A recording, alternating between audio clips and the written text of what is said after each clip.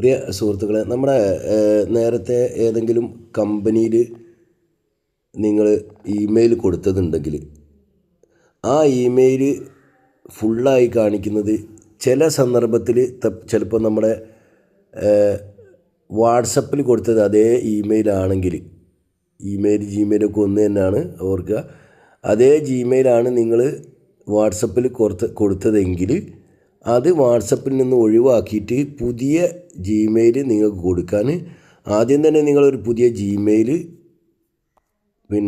ഉണ്ടാക്കി വെക്കുക. പുതിയ ഇമെയിലിൽ പോയി കഴിഞ്ഞാൽ നിങ്ങൾക്ക് അവിടുന്ന് മാറ്റാൻ പറ്റും. ആ ജിമെയിൽ ഓപ്പൺ ചെയ്തിട്ട് അതിൽ നിന്ന് പുതിയ ജിമെയിൽ നിങ്ങൾക്ക് അനദർ അക്കൗണ്ട് എന്നുള്ളത് നിങ്ങൾക്ക് പുതിയ ഇമെയിൽ അതിൽ നിന്ന് ഉണ്ടാക്കിയതിന് ശേഷം നിങ്ങൾ എന്ത് ചെയ്യുക, അത് നിങ്ങൾക്ക് മാറ്റാൻ പറ്റും. അതിന് നിങ്ങൾ ചെയ്യേണ്ടതെന്ന് പറഞ്ഞാൽ അതേപോലെ നിങ്ങൾ വാട്സപ്പ് ഓപ്പൺ ചെയ്യുക.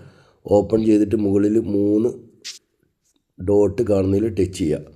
എന്നിട്ട് സെറ്റിങ്സ് എടുക്കുക. സെറ്റിങ്സ് എടുത്തതിന് ശേഷം നിങ്ങൾക്ക് ഇവിടെ കാണാൻ പറ്റും അക്കൗണ്ട് എന്ന്.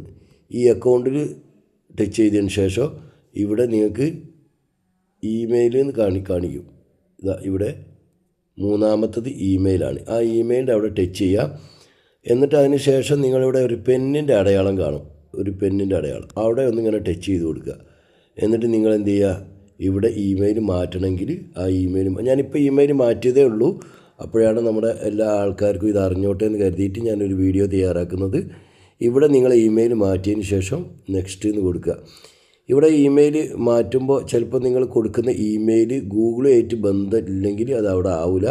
അപ്പോൾ ആ സമയത്ത് നിങ്ങൾ താഴെ വെരിഫൈ എന്ന് പറഞ്ഞിട്ട് കാണും, ഗൂഗിളിൽ വെരിഫൈയിൽ ടച്ച് ചെയ്തിട്ട് നിങ്ങൾക്ക് അത് മാറ്റാൻ പറ്റും. അതും വേണമെങ്കിൽ ഞാനൊന്ന് കാണിച്ചു തരാം. ഞാൻ ജസ്റ്റ് ഒന്ന് നോക്കുകയാണ്. ഞാൻ നേരത്തെ ചെയ്തപ്പോൾ ഇതൊക്കെ വന്നിരുന്നു. ഇത് എന്ത് ചെയ്യുക, ഞാനിവിടെ 0 എന്നുണ്ടായിരുന്നു, അത് ഒഴിവാക്കിയിട്ട് നെക്സ്റ്റ് കൊടുക്കുകയാണ്. നെക്സ്റ്റ് കൊടുക്കുമ്പോൾ അതിലിങ്ങനെ കാണിക്കും വെരിഫൈ ചെയ്യാൻ വേണ്ടിയിട്ട് റോങ് ഇമെയിലിന് ഇവിടെ കാണിക്കും, ഇമെയിൽ ശരിയല്ലെങ്കിൽ.